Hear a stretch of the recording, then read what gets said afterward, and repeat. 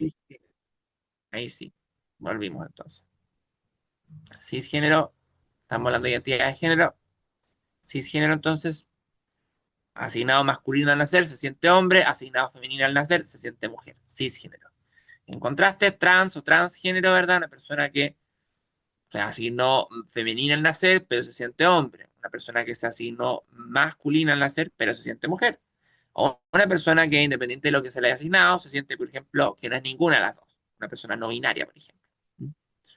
Eso sería transgénero. Entonces, trans, prefijo del lado contrario.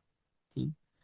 Ahora, hay gente que hoy en día a veces también, como aquí también voy a meter algunas cápsulas para aquellos que conocen un poco más del tema, que también cuestiona un poco como esta separación.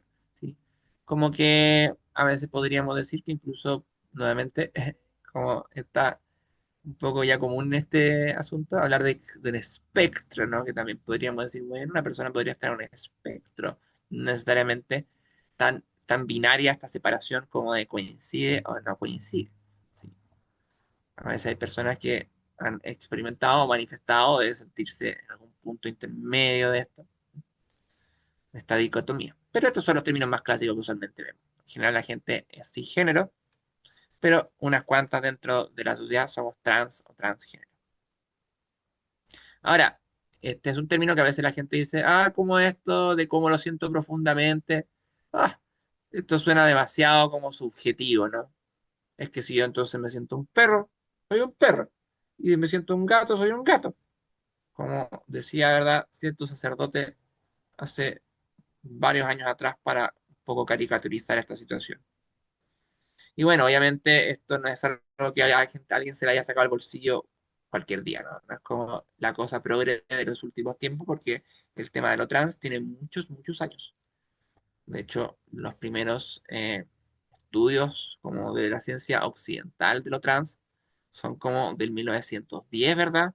Cuando aparece el término por primera vez en este libro Die Travestiten del señor Magnus Hirschfeld, que ya lo hablamos de él, ¿se acuerdan? Estaba aquí con su instituto de la sexología, ¿verdad? Ahí en Alemania, antes de los nazis, ¿verdad?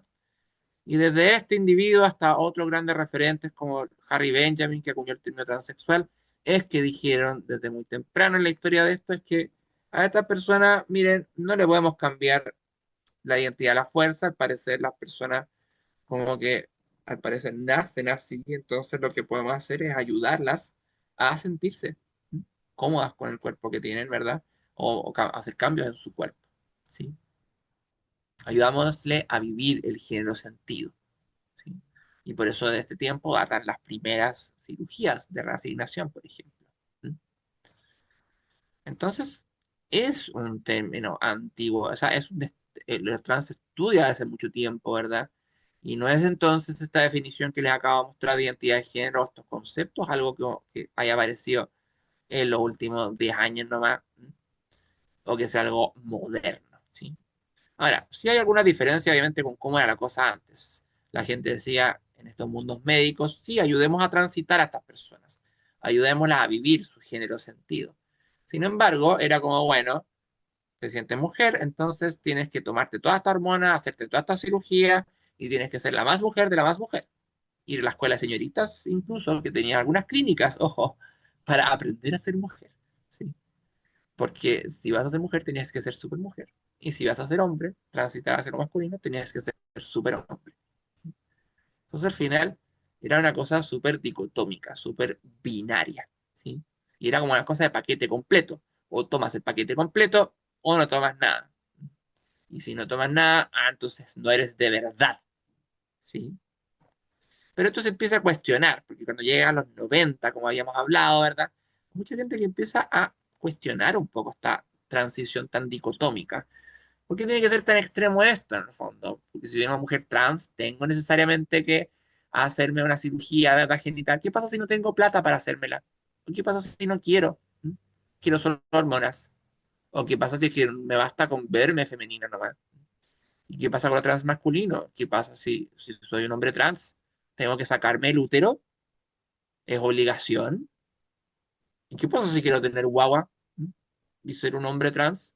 ¿Acaso no puedo? ¿Ah? Entonces se empieza a cuestionar como les decía, los 90 y los 2000, esta situación como de extremo, de lo uno o del otro. Y así entonces, hoy en día han cambiado varias cosas respecto entonces a esto de lo trans. Primero que nada, hay otras cosas que también han ido cambiando importantemente. En la imagen de la izquierda vemos a ese personaje, ¿verdad? Que está como triste mirándose al espejo, que es como la imagen a veces que hay gente que tiene como de las personas trans. Es como de que el ser trans es un sufrimiento asociado como al es que nací en el cuerpo equivocado, ¿sí?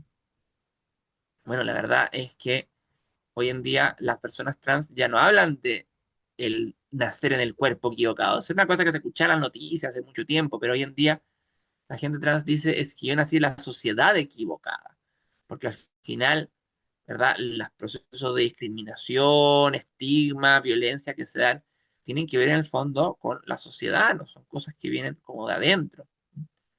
Ahora, esto no significa que la gente trans hoy en día no quiera cambiar sus cuerpos. Hay mucha gente trans que aún así sí decide hacer cambios en su cuerpo, tomar hormonas, hacerse cirugías, pero hoy en día se hace más bien desde el discurso de la autonomía del cuerpo, más que en el fondo de un discurso como médico, ¿sí?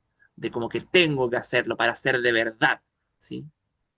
Así entonces, como les digo, ha ido cambiando la relación de las personas trans con su cuerpo y de la percepción con este cuerpo. Esto quiere decir entonces que no todas las personas trans hoy en día o no por ser trans, la persona se va a querer operar o va a querer tomar hormonas. Yo, por ejemplo, no sé, cuando salí de mi closet trans, empecé mi proceso como en el año 2008 y yo nunca tomé hormonas, por ejemplo, y nunca me he hecho ninguna cirugía. Quizás en el futuro lo haga, no sé, pero por el momento estoy bien. Entonces, eso no me hace menos trans, o sea, tengo que pasar por una cirugía para tener un certificado especial de veracidad. No, ¿verdad? Al final, eso es entonces una de las cosas que ha cambiado hoy en día las personas trans. Ahora, también han cambiado los términos, ¿no? Hoy en día, transexual, por lo menos en Latinoamérica hispanohablante, ya no se utiliza mucho. Es desfavorecido porque se asocia a la idea como de lo trans como una enfermedad, como, como porque es el término que aparecía en los manuales psiquiátricos. Entonces, ustedes digan trans o transgénero, ¿verdad? Transexual usualmente no se utiliza de esa manera. En Brasil sí se utiliza como más general todavía, pero en Latinoamérica hispanohablante, no. Trans o transgénero.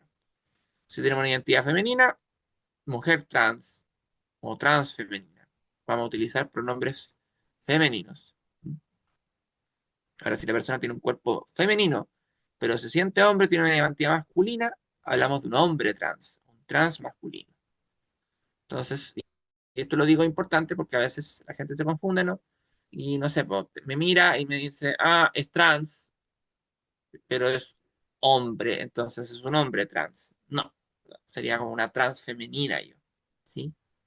Ahora, ¿qué pasa si mi identidad no es ninguna ni la otra? No me siento ni mujer ni me siento hombre. Hablamos de identidad no binaria. ¿Sí? Dentro del no binario hay muchas categorías, hay muchos conceptos que andan dando vuelta, género fluido, bigénero, pangénero, tercer género, agénero, etcétera. Pero lo más común es utilizar no binario. Esto es algo que ya se ha visibilizado más también en la escuela. No me extrañaría de que en alguno de sus cursos tuvieran algún estudiante que sea no binario. ¿Mm? Ahora, significa no binario que se tiene que vestir necesariamente con, a ver, voy a pasarme aquí, que se tiene que vestir necesariamente como una persona ambigua, andrógina, no.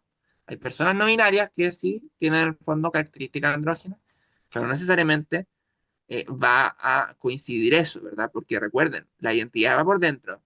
Como yo me ponga por fuera, como me exprese por fuera, puede ser andrógina, pero no necesariamente una persona no binaria se va a ver andrógina. Muchas veces sí, pero no es necesariamente una cosa a la otra. ¿Ya? Si queremos complejizarlo más, podemos también tirar esto a un gráfico e inventarnos un espectro en donde podríamos encontrar personas en cualquier parte. ¿Sí? Mi identidad, por ejemplo, es masculina, mi identidad es femenina, mi identidad es algo intermedio entre las dos, mi identidad es más quizás como hacia una tercera cosa, algo distinto. Es decir, por ejemplo, me siento una tercera opción, como una tercera cosa distinta a hombre o mujer, o me siento ninguna de las anteriores, a género. ¿Sí? Ahora, esto obviamente son ya como reflexiones más profundas que uno puede hacer respecto a esto, pero al tema de la identidad, pero bueno, ahí va a quedar para que le echen una miradita si quieren, eventualmente en el PPT. Cómo tratamos a las personas, ¿verdad? Esto también es un poquito básico, pero igual veámoslo rapidito, ¿verdad? Sexo asignado al nacer masculino, identidad masculina, hablamos de un hombre cis. Sexo asignado al nacer masculino, pero una identidad femenina, una mujer trans. ¿Sí? Sexo asignado al nacer femenino y se siente mujer, una mujer cis. Sexo femenino y una identidad masculina, un hombre trans.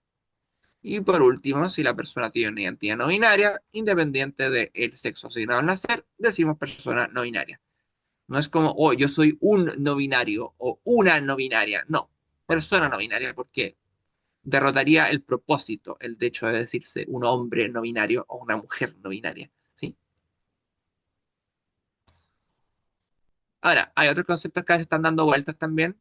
Seguramente hay personas que todavía utilizan el término transexual, usualmente son personas de más edad, ¿sí? Y prefieren utilizar, por ejemplo, ese término. Hay personas que utilizan, por ejemplo, en estos son casos, ejemplo, de lo femenino, transfemenina. Ahora, hay personas que dicen yo soy una mujer trans, ¿sí? Hay otras personas que pueden decir yo soy una mujer, por ejemplo. Yo conozco varias personas trans que dicen, bueno, yo soy una mujer, siempre he sentido una mujer y en verdad no me viene esto del concepto de lo trans. Yo siempre soy una mujer y soy una mujer y claro, mi cuerpo es así, pero me siento una mujer. Y no utilizan el término trans. Entonces, obviamente, esto va a depender de la persona. Hay que respetar en el fondo la manera de autodesignarse de cada uno en este caso y de autocomprenderse, que como podemos ver puede ser muy diversa. Obviamente también existe otro término, travesti, ¿verdad? Y uno dice, bueno, ¿qué es travesti? Travesti es un término que se ha utilizado más históricamente, en el fondo, para referirse a las personas que hoy en día entendemos como trans. Sin embargo, obviamente, esto también ha ido cambiando en el tiempo y cambia dependiendo de los distintos territorios. Hay personas, por ejemplo, que, o sea, en los 90, ¿verdad? Travesti era una palabra que usualmente tenía una asociación negativa, ¿sí? Eh, Ahora, hoy en día, ¿verdad? Hay muchas personas que se autodenominan travesti. Como en el fondo pasó lo mismo que como la palabra como queer, ¿verdad? Una palabra que es asociada como algo negativo, algo es como algo denigrante, ¿verdad? Como algo denostativo y hoy en día ha ido cambiando eso. Entonces lo mismo con travesti, antes estaba asociado como aspectos más negativos, la gente a veces lo veía como algo negativo. Yo cuando empecé mi transición me acuerdo que el término travesti no me gustaba justamente por toda la asociación que tenía. Hoy en día igual ha ido cambiando mi percepción. Y hay personas que hoy en día se plantan desde lo político y dicen yo soy travesti. También se utiliza entonces hoy en día mucho esto. Y también depende del país. En otros países ser travesti se entiende de manera distinta. Pero sí, en el fondo, hay que saber que es un término que usualmente ha venido desde fuera, no es un término que las comunidades han utilizado consigo mismas, porque partió como una denominación externa. Alguien viene y me dice, tú estás travestido, eres un travesti, ¿sí? Como algo que viene de afuera, ¿sí? Bueno, da para rato hablar de todos esos temas, ¿verdad? Ahí. Ahora, ya que estamos hablando de lo trans, hablemos de la transición de género. ¿Qué es la transición o tránsito de género? Cuando la persona hace un cambio, adecua su expresión de género sus características físicas a la del género sentido. En otras palabras, la transición de género podría implicar cambiar la forma en que me expreso, es decir, mi expresión de género, pero también podría implicar cambios respecto a procedimientos médicos que me hagan, o toma de hormonas, etcétera. Ahora, cuando pensamos en transición de género, ¿sí? Y pensamos en la trayectoria de vida trans, hay ciertas imágenes que se vienen a la cabeza. Yo les voy a mostrar hoy en día como una imagen de cuál es el relato transnormativo. ¿Qué significa esto? La idea como tradicional que hay hoy en día de un tránsito. Partimos de la niñez, en donde se manifiestan las primeras señales. La persona, ¿verdad? Aquí podría decir un relato como siempre me sentí así desde que era chiquitite. Quizás se le nota, ahora se notaba más, se notaba menos ahí cuando era chica, ¿verdad? Pero Esa era parte de la historia. La adolescencia, las señales se vuelven más acusadas, la persona se cuestiona y se reconoce. Inicia el tránsito social. Aquí hay verdad, relatos como, bueno, los cambios y la pubertad fueron terribles para mí. Yo siempre me sentí niña y de repente me empezó a agravarse la voz. Me empezó a salir pelo en la cara y yo era, no, pero si yo soy una niña, ¿por qué me pasa esto? Para muchas personas trans, en este relato transnormativo, la pubertad es algo terrible, ¿sí? Al principio viví rechazo cuando se inicia el tránsito social. Adultos jóvenes al cumplir mayoría de edad, muchas personas inician su tránsito físico, empiezan a tomar hormonas, ¿verdad? Porque se sienten disforia, que es este concepto que tiene que ver con el malestar con el propio cuerpo. Mi cuerpo me genera disforia, entonces inicio un tránsito. El apoyo costó en llegar, pero llegó, ¿sí? Y eventualmente la persona llega a la adultez, la persona vive plenamente su identidad de género, ahora puedo vivir como siempre soñé. Y fueron felices para siempre, ¿no? Como la idea, ¿verdad? Como una idea de tránsito que existe hoy en día. Obviamente es distinto a la idea de un tránsito en los años 90, ¿sí? O en los 80 o antes. Pero hoy en día este es como el relato transnormativo. ¿Por qué digo transnormativo? Porque es como que si es una norma, como que si tuviera que ser así. Pero como en la realidad, no es necesariamente así. ¿Ya? Yo, por ejemplo, empecé mi tránsito a los 25 años. Yo cuando era chica no sentía, es que yo siempre me sentí niña. No. Y las historias de las personas trans son todas distintas. No todas son iguales. ¿Ya? Por eso hablamos de transnormatividad. Ahora, ¿qué sería, ahora que conocemos lo que es la transición? ¿Han escuchado hablar de la detransición? Quizás no han escuchado sobre esta detransición. A ver, cuénteme un poco. Aquí quizás los que han escuchado más son los que están, me dijeron que tenían 6. O quizás alguien más ha escuchado algo de esta detransición. O que se imaginan qué es. Yo he escuchado en algunas ocasiones de transición de personas que transicionan hacia el estrógeno y Ujú. luego retroceden en el proceso. Ok, ok, transicionan y después como que comillas se devuelven. ¿Sí? Claro, Al género que tenían antes. ¿Sí? ¿El resto está de acuerdo? Va por ahí más o menos, ¿no?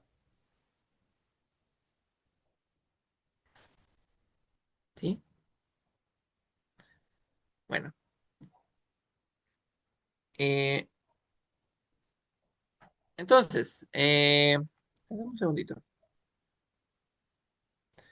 Entonces, como les digo, esto nos llevaría, ¿verdad?, a una idea como esta. Ahí. Plip. Entonces, como quizá una idea. Transición para un lado, de transición para el otro, ¿no? Espérense que tengo que hacer una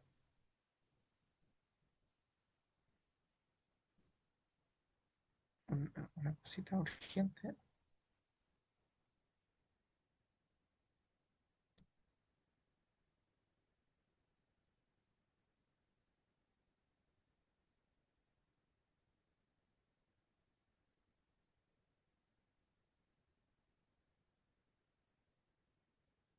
Ya. Ok.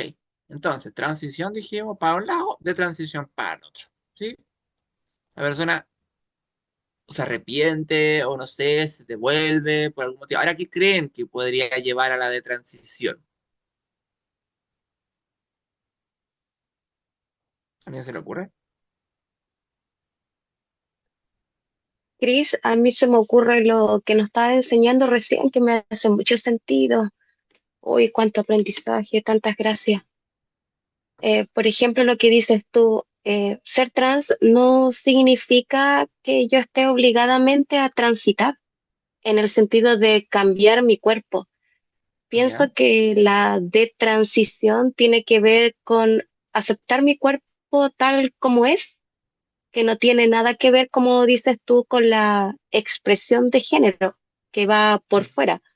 O sea, sentirme, en el caso de una mujer trans, sentirme mujer, pero acepto mi cuerpo y probablemente, como dices tú, un hombre trans perfectamente puede estar embarazado más adelante.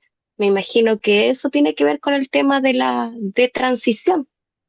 Ya, a ver, sí hay algunas cosas que pueden estar ligadas ahí, pero no necesariamente todas, porque por ejemplo, un hombre trans que quizás sí al principio sentía de que tenía que vivir su masculinidad muy así como masculinamente, eventualmente se da cuenta de que quizás, mira, no todos los hombres son iguales, yo podría ser un hombre también más femenino, ¿sí? Y pese a que haya transitado, entiende la masculinidad de manera distinta hoy en día y la vive de forma distinta. Pero no necesariamente a eso se le llama la transición. La transición sería de que ese hombre trans dijera como, no, ¿sabes qué? En verdad todo esto de sentirme hombre, ni nada, esto, en el fondo, por aquí no va la cosa y voy a volver a vivir, ¿verdad? Y expresarme de forma femenina, ¿sí? Entonces, como podríamos pensarlo como una especie de retroceso como en la expresión de la persona. ¿Sí? Ahora, eh, yo ya, bueno, ya les conté un poquito mi historia, así que no tiene sentido como esta diapo tanto más, pero yo ya les conté de que en el fondo yo tengo una historia en donde no seguí este relato normativo, ¿verdad? Esta norma. Y ahí recordarles, y bueno, aquí se las voy a dejar para que ustedes la vean, pero al final recordar que las historias trans son todas distintas y dependen de factores muy amplios, ¿verdad? Como cuánto dura el proceso de reconocimiento, voy a escribir, decir algunas normas, ¿verdad? La orientación sexoafectiva de la persona, el deseo de no acceder a hormonas, el nivel de apoyo que tenga la persona por parte de la familia, por parte de las redes, por parte de las presiones que pueda sentir. ¿Mm? Por ejemplo, no sé, pues, la persona quizás se siente, no sé, pues, se siente una mujer trans, pero se siente presionada por su pareja cis. Es como, no, pero es que no sé, po, eh, ¿qué van a decir tus hijos? Por ejemplo, si la persona ya tiene hijos, por ejemplo, quizás eso va a atrasar mi proceso de transición o va a hacerme dudar de ello. Entonces, al final, todas las historias son distintas y dependen de muchos factores distintos que pueden también variar en el tiempo. Entonces, al final, primero que nada, hay que pensar de que la transición, entonces, más que una flecha recta, ¿sí? Como la había dibujado, sería como una cosa así, ¿sí? Con vueltas, con venires, con a veces como que se pone en pausa, después continúa, ¿verdad? Entonces, la transición no es un proceso lineal tan ideal como aparece en la otra, en el otro cuento, por ejemplo. Yo después de avanzar mucho en el extranjero cuando transicioné, cuando volví a Chile, como que tuve que bajarle un par de cambios porque mi familia, ¿verdad? No cachaba nada, entonces tuve que llegar como a ajustarme un poco aquí antes de volver a poner marcha adelante. Entonces al final la transición no es una cosa así. Y esto es importante también para pensarlo, si bien ustedes van a ver un fragmento de las vidas de sus estudiantes, ¿m? Puede ser un fragmento importante y un fragmento en donde, ojo, también se van a contar con distintos factores. Claro, quizás no van a estar los factores como médicos o fisiológicos o de hormonas ahí, pero sí van a, por ejemplo, a estar sometidos a presiones por parte de sus compañeros, por parte de sus pares, por parte del fondo de su familia, lo cual puede hacer que sus historias no sean necesariamente lineales o ideales como un relato ideal. ¿Ya? Importante aterrizarlo. Y la de transición, ¿qué podemos decir de la transición? Primero que nada, y aquí, a ver, ¿dónde está? Ah, yo había puesto una cita acá abajo, pero como se me echó a perder el PPT, no apareció. Pero esto es de un. Bueno, ahí les voy a dar la cita eventualmente, que es una publicación científica, una organización muy importante que se llama la WPATH. Y lo voy a leer aquí con ustedes. Dice, la decisión de transitar parece ser rara. Dice, no es tan común esta cosa. Un estudio reciente encontró que la gran mayoría de las personas que optaron por la transición, interesante, miren, lo hicieron debido a factores externos, como el estigma y la falta de apoyo social, y no por cambio de la identidad de género. Es decir, no es que yo transitara porque dejé de sentirme lo que me sentía, sino por factores externos, ¿no? Decía, pueden optar por detener la transición o la de transición debido a la opresión, la violencia y conflicto social, relacional, complicaciones quirúrgicas, problemas de salud, contraindicaciones físicas, falta de recursos, insatisfacción con los resultados, etcétera. Y aquí también interesante, aunque vamos a hablar de la niñez más adelante también, también podemos decirlo con niños. Los niños pueden experimentar fluidez de género, incluso de transición, después de una transición social inicial. Sí, pero las investigaciones no han sido concluyentes sobre cuándo, a lo largo de la vida, es más probable que dicha de transición ocurra, o qué porcentaje de jóvenes eventuales experimentarán fluidez de género y o el deseo de transición, debido a la evolución de su género o potencialmente otras razones, preocupaciones por la seguridad, estrés de las minorías, etc. Un informe de investigación reciente indica que en los Estados Unidos la de transición ocurre solo en un pequeño porcentaje de jóvenes 5 años después de transición social binaria.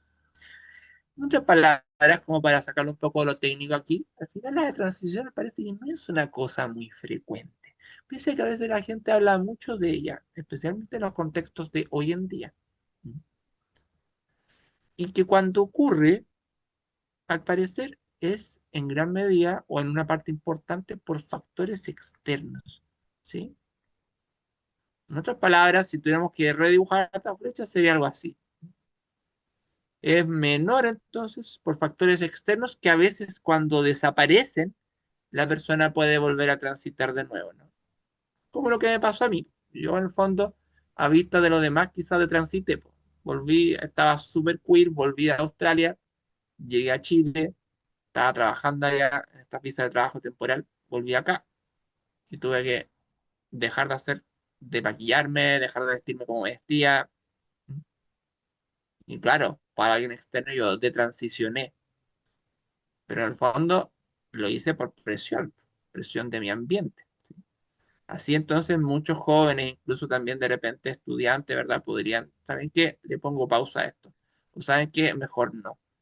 ¿Por qué? Porque viven bajo el alero de sus familias y quizás sus familias, como ocurre en muchos casos, no apoyan esta realidad.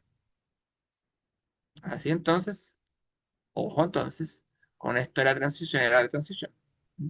La transición no es un proceso lineal, ¿verdad? Por etapitas, súper así, ideal. En algunos casos sí es así, pero no siempre. No es la historia como más común. Y la de transición, ojo, es más, es menos frecuente de lo que la gente piensa, muy poco frecuente al parecer. Y muchas veces ocurre por factores o presiones externas. Y que cuando esas presiones dejan de estar, la persona vuelve a transicionar. ¿Mm? El tránsito, entonces, podemos imaginar a las personas trans como un proceso permanente. Una lógica lineal del tránsito, como dice aquí, la idea de la mal llamada transición puede tener cierto sentido. Pero también hay que entender de que, bueno, si el tránsito no es algo lineal, tampoco puede haber un tránsito de vuelta para el otro lado, ¿sí? Es como que la invitación es a pensar de que en el fondo enfrentarnos a que al final hay una realidad exploratoria, flexible, nomádica, viva, del constante devenir, es decir, del constante como ir identificando, viendo quién soy, cómo me siento cómoda, cómo me siento cómodo, cómo me gusta que me identifiquen, cómo me gusta expresarme. Entonces los tránsitos son más bien así, ¿no? Son exploratorios, son flexibles, son vivos, son constantes, ¿sí? Entonces, esta flexibilidad, ¿verdad? Actualmente, de estos tránsitos, eh, bueno, aquí no entiendo cómo está escrito, pero al final es al revés, ¿verdad? El tránsito, esta idea de que es un proceso permanente, ¿verdad? Y fijo y rígido, se va diluyendo en el fondo, eh, en contraste con esta idea de la flexibilidad. ¿Sí? Ok, para ya ir cerrando, bueno, algunos términos que lo vamos a ir escuchando eventualmente más, pero ahorita ya lo hablamos. Y de orientación sexual, a veces la gente de las comunidades habla de cola, de marica, maricón, camiona, torta. Son términos que son peyorativos en su origen, pero hoy en día han sido resignificados y hay mucha gente dentro de las comunidades que lo utiliza para autoidentificarse o para eh, eh, tratarse entre ellos, ¿sí? Pero sigue conviviendo con esta idea de estos conceptos como algo peyorativo, ¿sí? ¿Qué es un transformista? Una persona drag. Esto es algo artístico, es algo performativo, no es algo identitario. Si hago drag, estoy haciendo una performance, ¿verdad? Exagerada de un género particular, pero no es un término asociado a la identidad, ¿ya?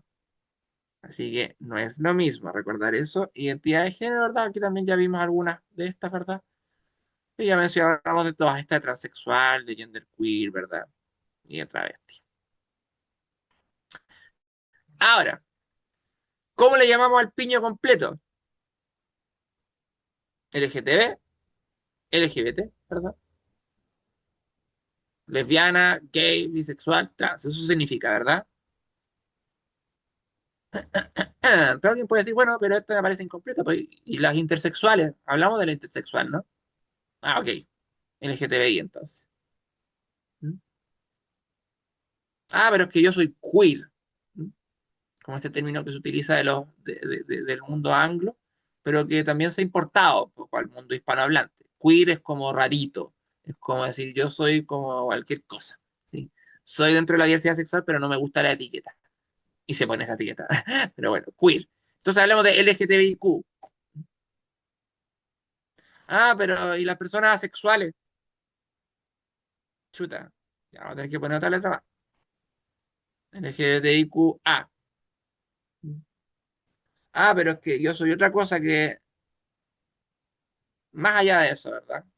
Y las personas, por ejemplo, no sé, pues, ah, bueno, ya, pues, pongámosle a eso un más, ¿no? LGBTIQA más.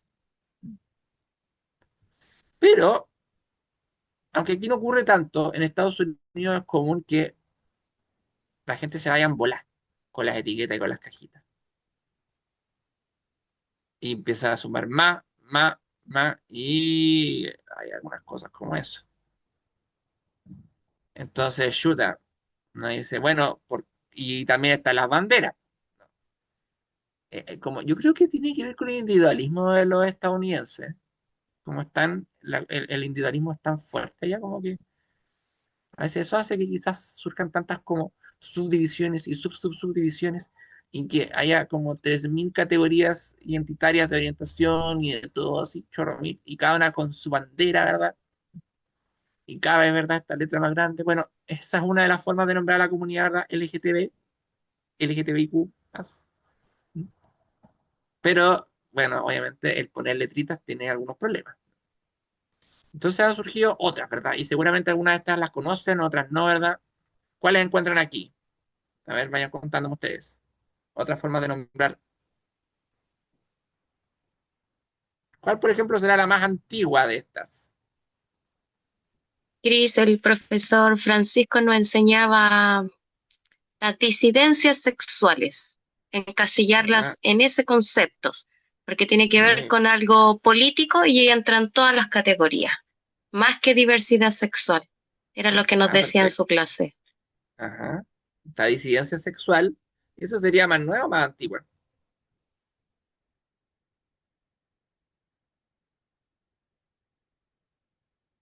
Comparada con otras. Por ejemplo, no sé, pues, insisto, cuál es la más antigua? La que quizá las personas que somos de más edad aquí escuchamos cuando éramos más chicas.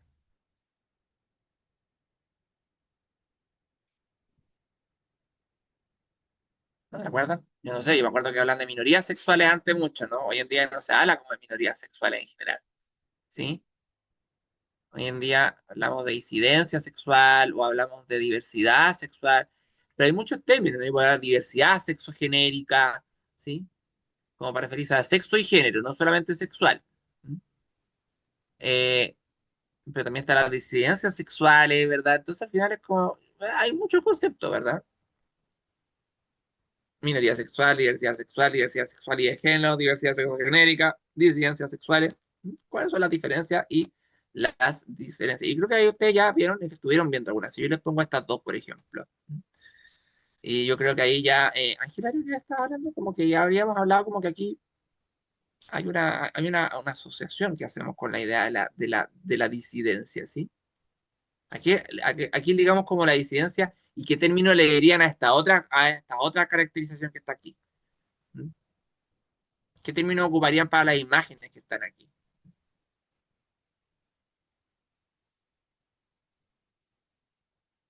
Bueno, esta disidencia, claramente. Vamos, hagamos un análisis de la imagen, si ya nos queda poquito.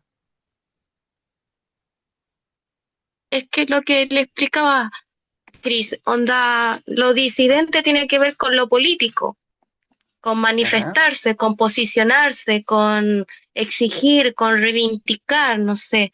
Y en ajá. cambio, la diversidad es como posicionarse dentro de lo diverso, pero sin estas manifestaciones, reivindicaciones, no lo sé. No sé si lo dije bien. Ajá, claro, como que está asociada a veces como a la idea de la integración, ¿sí? Como si bien diversidad sexual es un término necesariamente asociado a integración, sí hay algunos aspectos como de estas diversidades sexuales que es como más, bueno, aboguemos por la integración, ¿verdad? En la sociedad, y otro que es como, oiga, bueno, pero no, para aquí si pusimos el cacho feo de la sociedad, así que aquí hay un tema político, ¿verdad? Hay exclusión, hay discriminación, y aquí hay un posicionamiento político que tener. Entonces, al final, como que están relacionadas estas dos cosas, ¿sí? Entonces, lo primero podríamos asociar lo que llamamos como la homonormatividad, ¿sí?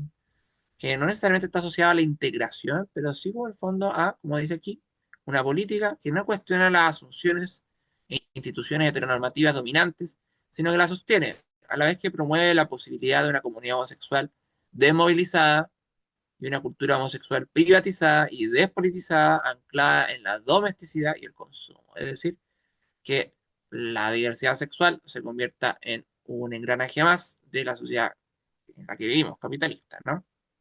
La normonormatividad dice aquí no surge de la nada, sino que la reformulación de otro sistema normativo existente y dominante, la heteronormatividad. La heteronormatividad tiene su origen en la forma en que Occidente ha estructurado la sexualidad a lo largo de su historia, con un establecimiento de un sistema jerárquico donde lo heterosexual ocupa el lado superior y a su alrededor se establecen las fronteras de lo aceptable, quedando marginada así cualquier otra vertiente sexual. Entonces hay una forma de ser gay, una forma de ser lesbiana aceptada, una forma de ser trans aceptada. La transnormatividad, la lesbonormatividad, la homonormatividad, ¿sí? Y usualmente hoy en día asocian más a veces eso a la palabra de diversidad sexual, que está como más, es como más descafeinada, diversidad sexual, ¿sí? Y hay gente que, claro, dice también diversidad sexual, también se refiere también a lo heterosexual, porque también es parte de la diversidad sexual, ¿sí? Hay personas que son heterosexuales dentro de lo sexual, ¿sí? Entonces también deberían ser parte de la diversidad sexual, ¿no? Entonces, ahí es donde surge entonces este concepto de disidencia, que bueno, ya lo vieron esto, ¿no? Así que si lo vieron, voy a pasar rápidamente nomás esta. Les voy a dejar estos textos para que los puedan leer aquí. Solamente leerlo en negrito pretende interrumpir las lógicas de representación hetero y homonormativas, a diferencia de las prácticas de la diversidad sexual que se conforman con una comunicación horizontal con el Estado. La disidencia sexual, dice, entiende que las demandas y peticiones de un Estado que vigila, controla, no son una estrategia que fracture los órdenes de exclusión que contribuyen al actual sistema económico y sexual. Entonces, en el fondo, lo que hace como la diversidad sexual más normativa, ¿verdad? En esta intención de asimilación, no sería algo que iría al meollo del asunto, sería como ponerle un parche, porque el sistema del que nace esta exclusión, de la que nace esta violencia, permanece. ¿Sí? No estamos cambiando el fondo, estamos cambiando la superficie, ¿no? Por eso, ¿verdad? Y bueno, obviamente aquí está muy ligado usualmente al concepto de lo queer, a la teoría queer, ¿verdad? La disidencia sexual, hay mucho diálogo entre ellos. Y en su españolización, ¿verdad? A veces se habla de queer o de marica nomás, ¿sí? Como versión como ya latina, ¿verdad? Traduciendo como el queer eh, de concepto de Judith Butler. Pero hoy en día la gente tampoco habla tanto de queer porque es disidencia sexual es lo que ha agarrado más. Pero ojo, como dice aquí, parece estar ocupando cada vez mayor lugar, incluso había reemplazado en parte el uso de queer, que se había popularizado de forma transnacional de fines de los 90. La palabra disidencia parecería estar reemplazando también el uso bastante extendido de diversidad. De hecho, disidencia, a diferencia de diversidad, es relacional, pues no remite a una suma de identidades sexuales normativas y no normativas, sino que hace referencia siempre a una norma sexual. ciertas prácticas resultan disidentes, es decir, que no están de acuerdo respecto a una norma que es siempre variable y en el marco de un sistema de poder. Por eso no remite a un estado de cosas en sentido estático, como ocurre en diversidad, sino que se centra en lo dinámico, relacional. El término permite visualizar que las sexualidades no son privadas y estables, sino que están entramadas en complejos sistemas de poder. En ese sentido, entonces, la palabra diversidad incluye la heterosexualidad y de este modo desdibuja entonces la lucha de las diversidades sexuales, de las disidencias sexuales. La disidencia sexual, aquí en otra cita, podría ser considerar que se trata, perdón, la disidencia sexual podría ser considerar que se trata de aquellas expresiones de sexualidad que cuestionan el régimen heteronormativo y la materia heterosexual, pero también aquellas manifestaciones normativas de la sexualidad no heterosexual, es decir, que también cuestionan a la homonormatividad. Y por eso pasan cosas como las que pasan en la marcha, ¿verdad? En donde siempre hay una marcha, la contramarcha que le llaman, en las marchas del orgullo, en la contramarcha, que es la marcha más disidente, que va hacia el fondo y que le cae mal en el fondo a la gente más, comillas, homonormativa. Eh, Porque en el fondo, obviamente, la homonormatividad también es algo a lo que se opone la disidencia sexual. ¿Sí? Bueno, sea como la llamemos, porque al final no necesariamente una persona de la diversidad sexual tiene que estar per se politizada, ¿sí? No es como que esté como condenada, es como decir que alguien que tenga cáncer tenga que ser eh, activista en contra del cáncer sí o sí, o activista del cáncer sí o sí, ¿no? Una persona de la diversidad sexual puede también estar despolitizada y puede en el fondo no estar ni ahí con esas otras cosas, ¿no? Ahora, eso va a hacer de que deje de ser parte eh, de este grupo humano que ha vivido estas discriminaciones y que sigue viviéndolas, no. Obviamente va a seguir estando ahí, ¿verdad? Algunos quizás con más privilegios, otros con más privilegios, pero todos van a ser ladrillos con el fondo. Todas son maneras distintas de entender esta pared, ¿verdad?, que estamos construyendo entre todos, que es esta disidencia, esta diversidad, ¿verdad?, sexual en general. Pero lo que nunca hay que olvidar es que, aunque esté construida en muchos ladrillos, de que el primer ladrillo, ¿verdad?, fue un ladrillo de protesta. Que no se olvide en el fondo que el orgullo, ¿verdad?, fue una revuelta. Así que con eso quería cerrar la clase de hoy y quiero entonces que ahora, yo sé que ya estamos pasaditas 5 minutos, pero con tal de que podamos comentar dos o tres personas, ¿verdad?, algún elemento que les gustaría que identificaran en la clase, que ustedes dirían como, sí, ese elemento creo que podría ser muy útil para articular una educación no sexista en mi contexto, algo que de lo cual me podría agarrar, quizá. ¿Mm? Y mira, no sé si un elemento de la clase en general, yo creo que toda la clase es demasiado necesaria, pero me impactó lo que hiciste cuando mostraste la foto con colores y después la pasaste a gris, porque creo que justamente lo que tenemos que tener súper presente. Estamos estamos viviendo casi como una distopía, en donde estamos amenazadas, amenazados y amenazadas, y creo que es súper necesario formar una resistencia. Y para eso creo que es súper necesario incluir con mucha más intención la educación no sexista en los colegios. De alguna manera incluirlo en nuestras asignaturas. Yo soy profe de inglés, pero pucha, traté de enseñar un poquito, una pequeña unidad de transenciclopedia con conceptos en inglés de los que aparecen ahí. Es súper mal desarrollada, pero de alguna manera un acercamiento, y creo que eso debería ser mucho más desarrollado, por ejemplo. Y, y que se haga natural en la niñez y adolescencia estos conceptos que estamos aprendiendo acá, porque a medida que los medios, la política y las mismas personas que lo quieren reproducir tienen a toda la gente adoctrinada hoy día, porque es súper fácil ser incel y todas esas cosas y no entiendo cómo, porque es horrible. Entonces deberíamos intentar esparcir estos colores en los colegios y que los niños y las niñas y los niñes lo disfruten y lo amen y lo hagan parte de nuevo de su vida como estaba pasando, pero de repente retrocedimos. No sé. Gracias, Jorge. Importancia entonces de no cejar como el fondo esta visibilidad, eh, que claro, en los contextos actuales podemos sentir que hay más, vamos a sentir probablemente más presión. Nosotros en el colegio en donde yo estoy no ha pasado algo así. Me parece haber retrocedido como el discurso, pero sí, claramente en muchas partes quizás se aprovecharon de eso para, como tú decías, poder como ese papá, ¿verdad? Que ahora quizás es menos frecuente, quizás un papá que dijo, yo no estoy de acuerdo, ¿y qué?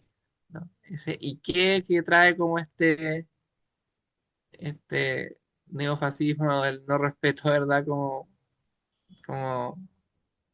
y desfachatado, sin vergüenza, ¿no? De decir, no quiero esto y tengo todo mi derecho a que discriminar poco menos y complejo, pues no, pues ahí es complejo lo que puede estar pasando en sus distintos espacios. ¿Sí? Sí. ¿Alguien más? ¿Algún elemento que ustedes hayan visto? Podría, mira, ¿Sí? ¿Victoria? Cris, ¿sabes qué me pasó? Que de hecho estuvimos en un momento ahí por WhatsApp con Jorge, porque trabajamos en la misma comuna, Ujú, pero por ejemplo yo trabajo con niños pequeñitos. Este año tengo jefatura de un cuarto año básico y trabajo en una escuela migrante. Soy yo, por ejemplo, este año tengo 2 niños chilenos y el resto todo es población migrante. ujú, ¿Y qué me ocurre? Tengo la mayor parte, por ejemplo, nosotros habíamos avanzado mucho. Yo llevo en esa escuela 12 años. Habíamos avanzado mucho. Niños que estaban en transición, niños que tenían este nombre social. Era parte ya de nuestra cotidianeidad. Yo diría que después de la pandemia, cuando llegaron la mayor cantidad de migrantes venezolanos, colombianos, bolivianos, dominicanos, todo lo avanzado y es como una crítica al machismo imperante que tenemos en Latinoamérica, porque todo lo que habíamos avanzado de esto de ver al sujeto como persona, más que por una identidad sexual, se ha ido retrocediendo, porque, por ejemplo, me pasa, tengo un curso chico y las chiquillas es como... No, es que yo me tengo que ver bonita porque tengo que buscar a alguien que me quiera porque yo soy bonita. Y es como, no sé, yo me imaginaba estas teleseries medias culebronas de tiempos atrás, en donde la mujer tiene que tener una imagen para el otro, no para sí misma. Es mm, una cosa súper que llega a dar pena en muchas partes. Eh, lo otro, por ejemplo, y aquí es tirón de oreja para mí.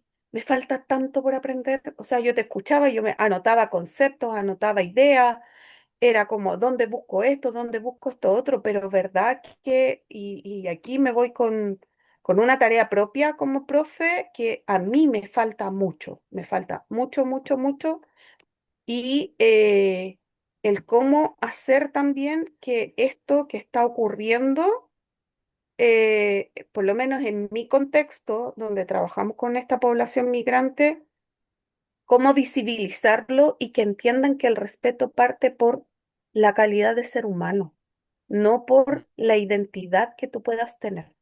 Eso. Gracias, Victoria. Sí, pues ha sido bien complejo ese sentido como la importación cultural que hemos tenido del resto de Latinoamérica, pero no es una cosa tampoco escrita en piedra, ¿no? Por ejemplo, en el liceo donde yo hago clase y práctica, es un liceo en donde también la mayoría son estudiantes de origen extranjero, pero sin embargo, el colegio ha trabajado y tiene un perfil en donde es un perfil súper de inclusión y es un colegio lleno de estudiantes eh, extranjeros, de origen extranjero. Entonces, obviamente, no es lo mismo en todas partes, ¿no? Y yo también escuchaba eso en otros lugares, como el Liceo 4 en donde cada vez que llegan estudiantes como nuevos, como que el estudiante nuevo es el que esté como desenchufado, ¿verdad?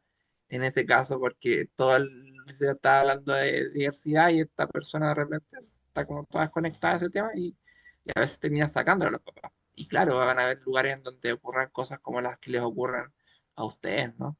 Eh, Nada, pues a veces, por eso yo hago esta clase, o sea, estas clases, sí, a veces pareciera que estuviera, o sea, bueno, hablo de muchas cosas conceptuales, de historia y cosas así, pero son como también herramientas para que ustedes tengan esta grabación y que puedan echarle mano, especialmente para tener más formas de argumentar a veces o de explicar ciertos puntos que con estos estudiantes que quizás son más levantados hoy en día, como que quizás me van a cuestionar como eso. Antes yo quizás yo decía, sí, diversidad e inclusión, y todos decían, bueno, ya sí.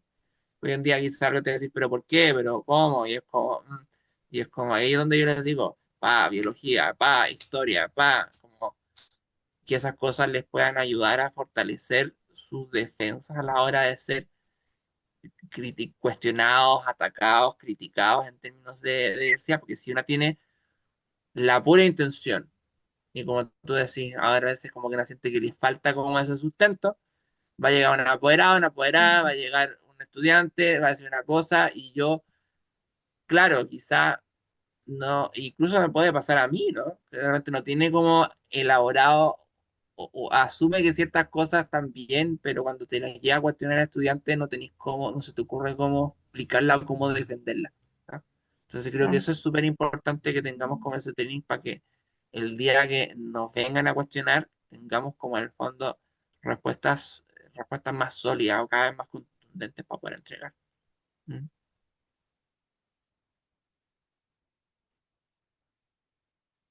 No sé si alguien más me gustaría como hacer alguna. Hola, hola Hola, Cris. Romina.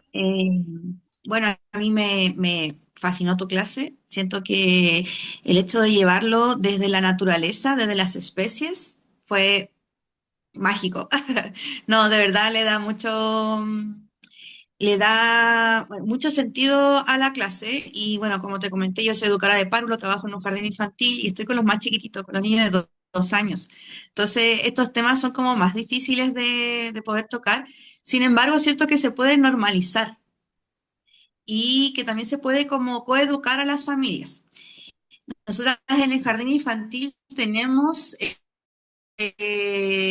lombrices californianas y también son hermafroditas y también le hemos dicho que tienen óvulos y espermios. Entonces no es que sean hombres y mujeres o mujeres, sino que conviven dentro Ujú.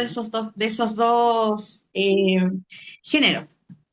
Y los papás, las mamás, se han asombrado, porque es como abrirle la visión de algo que pensaban que no existía, pero existe en la naturaleza. Claro, Entonces siento que desde esos elementos como más cercanos de la naturaleza, desde el lenguaje, el vocabulario diario, se pueden hacer pequeños cambios que después esos papás no se asusten si sus hijos, su hija le dice, oye, me gustan las mujeres o me gustan los hombres o quiero ser esto, o me quiero vestir así, que lo puedan como ir normalizando desde ahora que están en el jardín infantil y que no lo vean como lo vieron en los años 70 80 como una enfermedad o como algo más claro. psiquiátrico. Yo creo que ahí está el valor, por Eso, siento que ejemplo. con ese...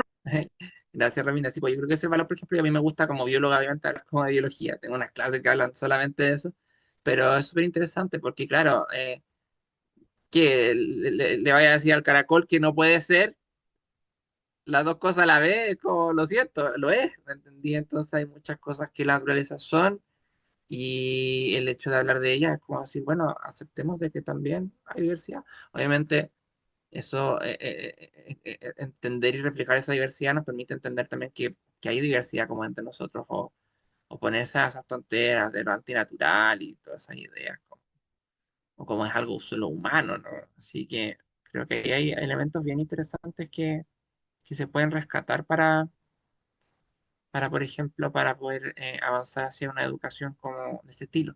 ¿Mm? Bueno, otra cosa que también no mencioné, pero que son bueno, referentes ahí. Esa otra forma en que a veces se expresa la educación no sexista, ¿no? Como tratando como de poner referentes en el fondo, o si hablamos de algo, no hablemos solamente de los hombres que hicieron tal cosa, sino que también hablamos de las mujeres que hicieron tal cosa. Pero también, si hablamos de hombres y mujeres, también, por ejemplo, hablar, sí, pero no sé, pues, y quizá, y este personaje era, no sé, pues, Alan Turing, por ejemplo, el creador de la computación, una de las figuras más importantes de la computación moderna, ¿verdad? Eh, Era gay, po. ¿Mm? Y así en el fondo, como alguien podría decir, ah, pero ¿para qué hay que decir eso? Pero es que es porque es importante. es importante para visibilizar, para darse cuenta que no todos son heterosexuales, ¿verdad? Y que las personas también han colaborado mucho, ¿verdad? De la misma forma que lo buscamos hacer como al presentar ejemplos de mujeres en ciencia o mujeres en otras áreas, ¿verdad? Decir, oye, ¿por qué hablamos de puros hombres nomás? Entonces también lo mismo, hablemos de otras historias también.